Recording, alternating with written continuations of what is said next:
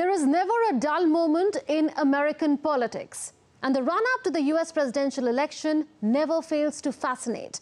The countdown to the November 5 US presidential election has been nothing short of intriguing too. So what have been the twists and turns in the presidential race? Which presidential hopeful is banking on what? Who are the front runners? And is the world preparing for a second Trump presidency?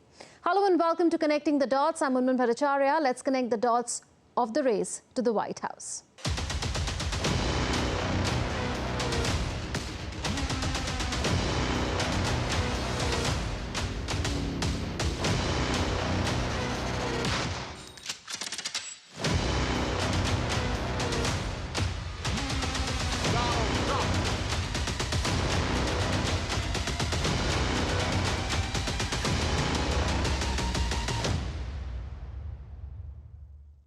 This race is far from over. There are dozens of states left to go. And the next one is my sweet state of South Carolina. Oh, she's doing like a speech like she won. She didn't win, she lost. And just a little note to Nikki, she's not gonna win. She's not gonna win. Meet Donald Trump and Nikki Haley, two Republican candidates jostling to be their party's presidential nominee. 77-year-old Trump, with a net worth of $2.6 billion US, is the only former president in American history to face criminal charges. So Trump stands indicted in 4 separate criminal cases. True to his combative style, he has leveraged them to boost his popularity among Republicans and raise funds. The result is he is the Republican frontrunner for the presidential nomination and has won the first 2 nominating contests in Iowa and New Hampshire. Always surrounded by controversy, Trump has been perpetually combative. He calls his indictments a political witch hunt unleashed on him to thwart his bid for a second term in the White House. So what does a second Trump presidency mean for America? Going by Trump's promises, it means 1. Installing loyalists in the federal civil service. 2. Imposing tougher immigration policies such as mass deportations. 3. Ending birthright citizenship. 4. Eliminating Obamacare health insurance. And 5. Imposing harsher curbs on trade with China and its resultant impact on American businesses. Enter Nikki Haley. 52-year-old Nikki Haley was the governor of South Carolina from 2011 to 2017. She was also Trump's ambassador to the United Nations. She is the only standing Republican after Florida Governor Ron DeSantis and Indian origin entrepreneur turned politician Vivek Ramaswamy withdrew from the 2024 presidential race. Both endorsed Trump. So what has Nikki Haley been talking about in her campaign for the Republican Party nomination? 1. This 52-year-old has been emphasizing her relative youth compared to 77-year-old Trump and 81-year-old Joe Biden, America's oldest sitting president. 2. An Indian American, she stresses her background as the daughter of Indian immigrants. 3. She has gained a reputation in the Republican Party as a solid conservative who has the ability to address issues of gender and race in a more credible fashion than many of her peers. 4. She has pitched herself as a stalwart defender of American interests abroad, even as she claims Trump's management style is too chaotic and divisive to be effective. And 5. She has even coined a new slogan, "Make America Normal Again." So how is Haley doing against Trump in the race for the Republican nomination? Well, Haley has lost 2 nomination contests already, one in Iowa and another in New Hampshire. Up next is a primary on 24th of February in her home state of South Carolina. The question is, will Haley too withdraw before or after that primary? There is definitely pressure on her to withdraw from the race in favor of Trump. The Republican Party says it is time for Republicans to unite around Trump, the frontrunner in the race for the White House. Trump is pressuring Haley to withdraw too. He has warned Haley's donors to stop funding her campaign or be permanently barred from his political orbit. But Haley is refusing to quit the race just yet. She says the nominee cannot be decided after results from just 2 states of the 48. She says Trump cannot bully his way through nomination either.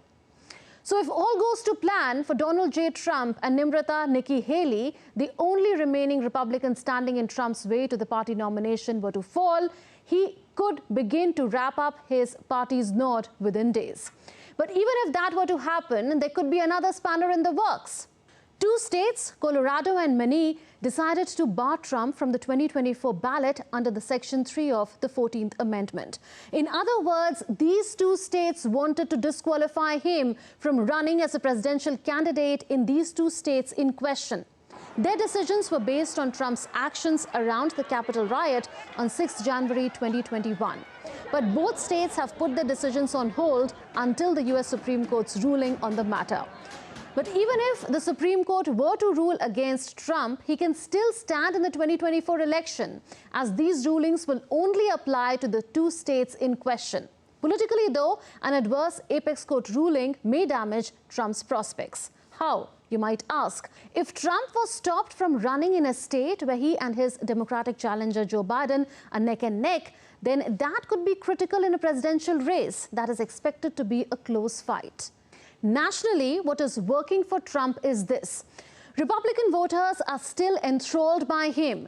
They are undaunted by all the turmoil and scandal of his time in the White House and his post-presidential life. And how is the road ahead for Nikki Haley? It is anything but easy. Haley's campaign claims she has a viable path to the nomination. They are urging a deep breath until Super Tuesday on 5th March, when many states hold their primaries.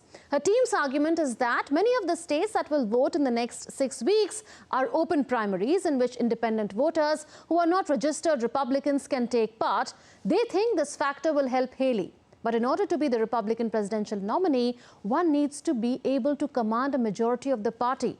Nikki Haley is nowhere close to that, but Trump is.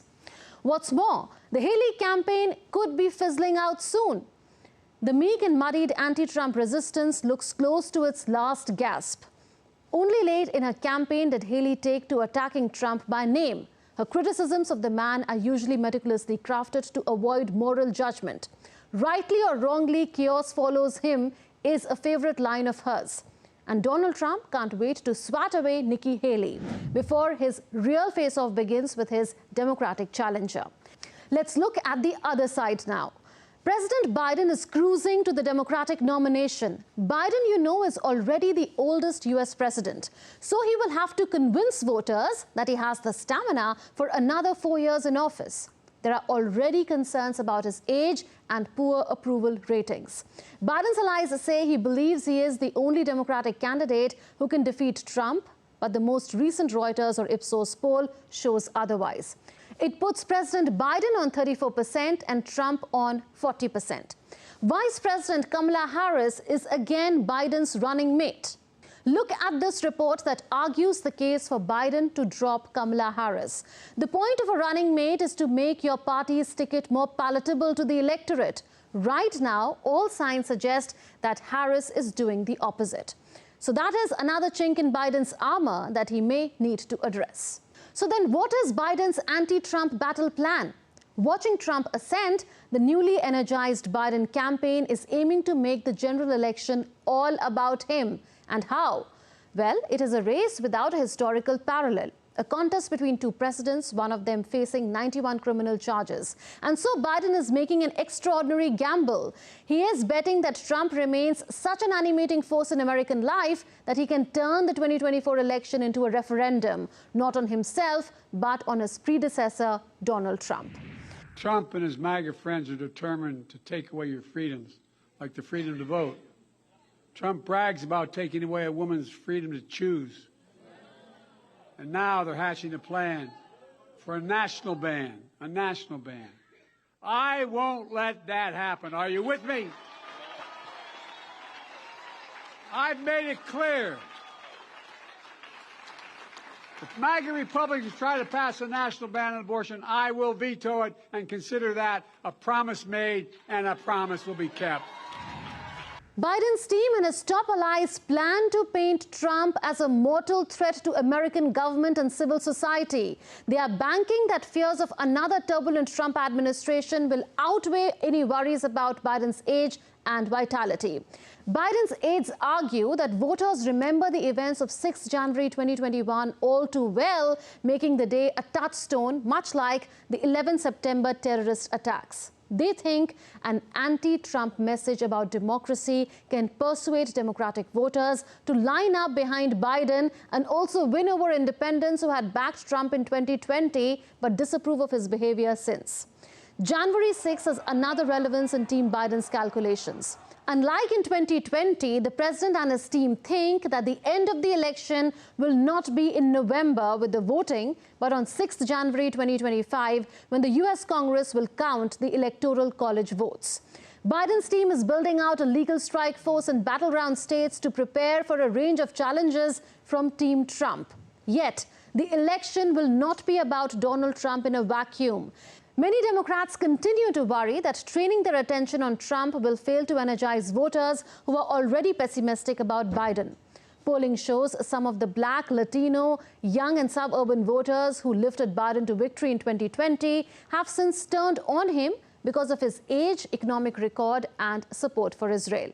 Biden supporters say voters want to hear not only about his record, but also about what he would do if re-elected. For instance, how he would tackle concerns about housing affordability, childcare costs and immigration. So what could Biden's re-election campaign look like? 1. The economy is likely to figure in his campaign. While the U.S. escaped an anticipated recession and is growing faster than economists expected, there is a downside too that Biden needs to prepare to answer. Inflation hit 40-year highs in 2022 and the cost of essentials is weighing on voters. Also, since Biden has pushed through massive economic stimulus and infrastructure spending packages to boost U.S. industrial output, the spotlight could be on that too. 2. Biden could focus on how he led the response of Western governments to Russia's invasion of Ukraine. He has persuaded allies to sanction Moscow and support Ukraine. He has also been supportive of Israel in its conflict with Hamas militants in Gaza. But he has also faced sharp criticism from some within his own party for failing to back calls for a ceasefire in the Palestinian territory. So his campaign needs to factor in that too. 3. Team Biden needs ammunition to defend his immigration policy. Biden's handling of that has been criticized by Republicans and Democrats as migrant crossings at the U.S.-Mexico border hit record highs during his administration. But it is far from a smooth sailing for Biden still. Polls consistently show that a majority of Americans do not believe that Biden any longer has the cognitive ability to be president. So even as both men stroll towards likely summer coronations and a fall rematch, an undercurrent of disbelief is coursing through the country. Many Republicans view Biden as so politically and physically weak that they think his party will replace him. Many Democrats can't fathom that Trump could win another nomination while he is facing 91 felony counts and 4 criminal trials. America is once again a deeply polarized country. That's not all. There is a twist in the tale. There are rumors that Michelle and Barack Obama are quietly planning a shock bid for Michelle to become president, forcing Joe Biden out. There is speculation that by the time the Democratic convention rolls around in August, the ground will be set for Michelle Obama to be nominated as the presidential candidate. So could she win? It is too speculative to venture down that road at this stage. She has repeatedly ruled out any presidential interest, but the fact remains that during her time in the White House as First Lady, she was an incredibly popular figure. She regularly graced magazine covers and appeared on talk shows to support her husband's policy platforms as well as her own projects like education, military families, children's nutrition and general healthy eating. But the chances of Joe Biden bowing out seem slim, if not entirely wild. With Trump leading Biden in opinion polls, it is natural to ask, what could a second Trump presidency mean for the world? Many U.S. allies are concerned about Donald Trump's America First rhetoric, threats to pull out of NATO and protectionist trade policies. So in the worst case scenario for them, a Trump presidency could have the U.S. pull out of NATO, leaving Ukraine to fend for itself and Taiwan to work for its own arrangements with China. Allies and friends around the world could confront a world where the US would no longer guarantee their security. Trump's plan to institute 10% tariffs on all imports could shake the open trading system the world is used to. Countries that depend on US for security will be out on a limb. Sweden, Finland and Denmark are taking no risks. They have already signed defense cooperation agreements with Washington. Finland is buying 64 F-35A fighter jets from the US. It has announced investments to double artillery shell production. Chancellor Olaf Scholz of Germany, a favorite target of Trump's in the past, has made no secret of his preference for Biden, and there is anxiety in Berlin over what a Trump administration could bring.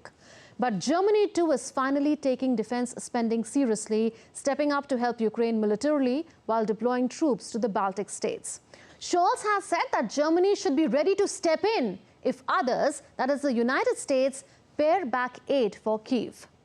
As for America's strategic partner, India, Prime Minister Narendra Modi enjoys a personal rapport with Donald Trump, and going by past record, the Indian government seems comfortable dealing with an American administration under him. So in the final analysis, the winner of this race to the White House is difficult to predict. Donald Trump could face convictions ahead which could disrupt his bid. And there are those who think Biden's 2024 odds may be better than most think. But the world is already preparing for Donald Trump's return. Team Biden's answer to concerns that the president's age might doom him in 2024 was, old beats crazy. Will old beat crazy or crazy beat old? Let's wait till January 2025 to know. Time for a breather on connecting the dots. Coming up after that, what are superbugs and why are they scary? Are antibiotics becoming ineffective? We explore that next.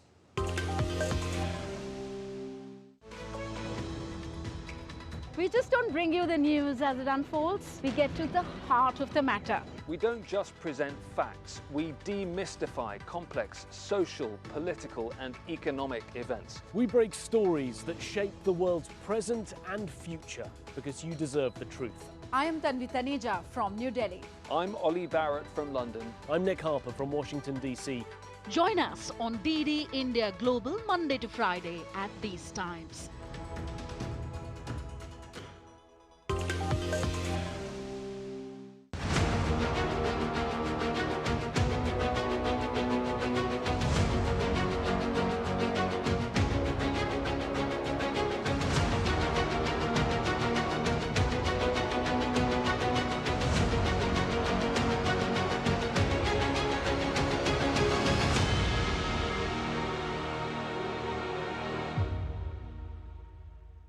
Fever, cough, loose motions or any other discomfort. You always have a go-to solution like instant coffee. The super pills that you pop like candies. These super pills are nothing but antibiotics that sometimes people self-medicate without much thought and often suggest to others. Pharmacy stores also contribute to the instant relief hack without bothering about the consequences. But did you know that this over-reliance on antibiotics is leading to a rise of superbugs, a crisis where antibiotics might just stop working? So what are superbugs? Well, superbugs are strains of bacteria, viruses, parasites and fungi. They are called superbugs because they are resistant to most antibiotics and other medications. A few examples of superbugs are resistant bacteria that can cause pneumonia, urinary tract infections and skin infections. So what exactly are we talking about here? We are talking about drug resistance or antimicrobial resistance. Let's understand what that is. What is antimicrobial resistance? What happens is that over time, germs such as bacteria, viruses, parasites and fungi adapt to those drugs that are designed to kill them. And once these germs adapt, they change to ensure their survival. This makes what were previously standard treatments for some infections less effective and sometimes ineffective too. As a result, infections become difficult or impossible to treat. This increases the risk of disease spread, severe illness, disability and death. If germs become drug resistant, medical procedures and treatments such as surgery, cesarean sections and cancer chemotherapy become riskier. So how does antimicrobial resistance happen? Well, it happens naturally and over time. It happens through genetic changes in germs. While this phenomena can be slowed, it cannot be stopped. So what does the World Health Organization think about it? The WHO considers antimicrobial resistance or superbugs a serious threat to global public health. It says 1.27 million people died from it in just 1 year alone, that is 2019. This is serious because this is more than the annual death toll from malaria or AIDS. That's not all. By 2050, up to 10 million deaths each year could be caused by antibiotics and other antimicrobial drugs no longer working to treat common diseases such as respiratory tract infections, sexually transmitted diseases, and urinary tract infections. The threat of resistance could also increase the risk of contracting infection after basic surgical procedures. So what are those factors that are accelerating antimicrobial resistance? Human activity, especially misuse and overuse of antimicrobials, which are nothing but antibiotics, antivirals, antifungals, and antiparasitics in humans, animals, and plants. They are accelerating antimicrobial resistance. And the reason why we cannot drop our guard is this. Misusing antibiotics is like playing with fire. It can breed strains of bacteria that become resistant to life-saving drugs. So in other words, life-saving drugs can become ineffective because of misuse of antibiotics. And what do we mean by misusing antibiotics?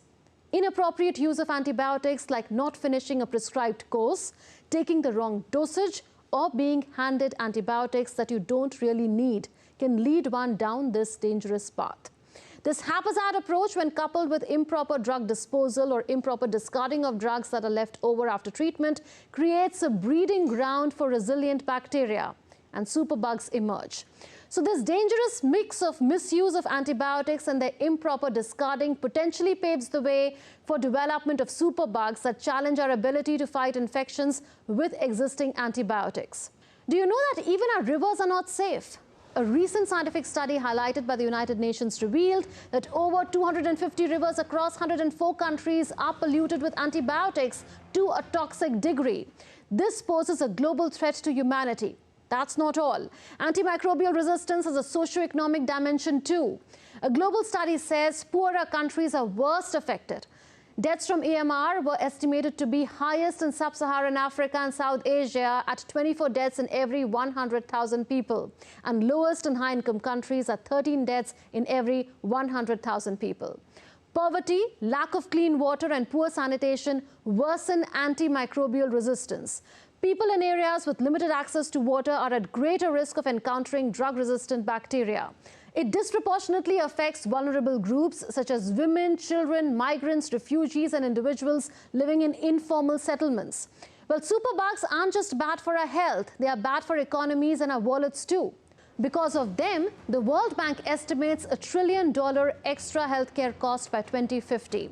The United Nations warns of a GDP drop of at least $3.4 trillion every year by 2030, pushing 24 million more people into extreme poverty. So if antimicrobial resistance is left unaddressed, we may have a bigger crisis on our hands.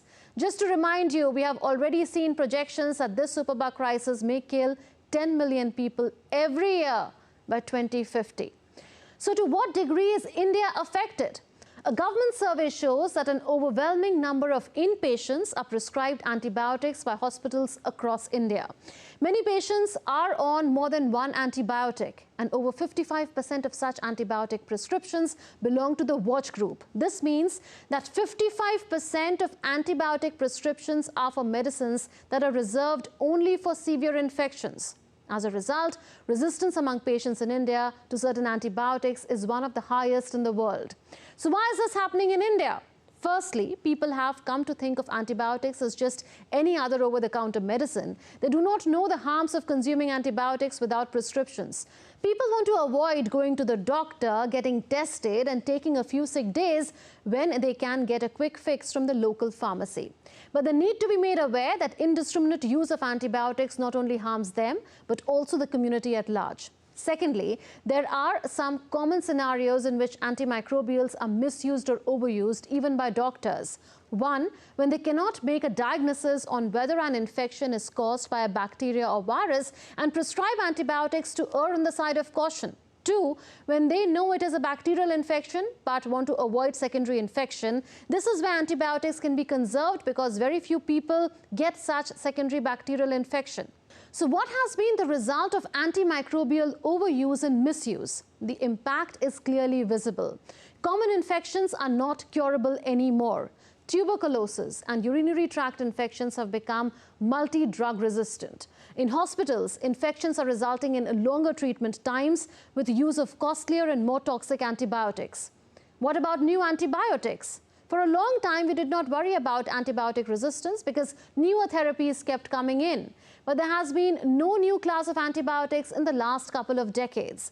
This is because companies do not want to spend on discovery of drugs that soon become obsolete due to resistance. The need, therefore, is to conserve the existing antibiotics. Scientists are also leveraging new age technologies in the fight against superbugs. Researchers of MIT used artificial intelligence to discover a new class of antibiotics that can kill a superbug that causes more than 10,000 deaths in the United States every year. So is the government of India doing anything about it? It is.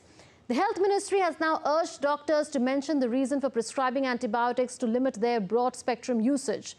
Pharmacists have been urged not to dispense these medicines without a valid prescription. The small step of writing down the indication for which the medicine is being prepared can help the doctors review the decision on whether the antimicrobials are necessary. It can make them narrow down the suspicion either through clinical observations or tests on which pathogen is causing an infection. This can help them prescribe narrow-spectrum antibiotics. These antibiotics are targeted towards treating certain types of infection instead of affecting every microbe in the body. So if you can work with a needle, why take out the sword? If targeted drugs can help, why prescribe broad-spectrum antibiotics that are known to drive up more resistance? In fact, antibiotics are allowed to be sold in India only on prescription by a registered medical practitioner, but there are gaps in terms of enforcement of these rules. There's little awareness of them and of the dangers of unchecked use of antibiotics. These drugs are often sold over the counter without a prescription. So the latest guidelines are, in fact, a reminder. Now let's see how the world is dealing with superbugs. In 2015, countries adopted the Global Action Plan to fight antimicrobial resistance. As of November 2023, 178 countries have developed national action plans aligned with this initiative. But the onus also lies on we the people to make informed choices and ask the right questions of our doctors. So what can we do? We must ditch the pop a pill, fix it all mentality. Only take antibiotics when prescribed by a doctor. Talk to the doctor on the antibiotics prescribed. Spread the word, raise awareness, and be a responsible antibiotic user. Remember, we are not just fighting for our own health. We are fighting for the health of the community and for the present and the future of medicine. Let's stop these superbugs before they stop us.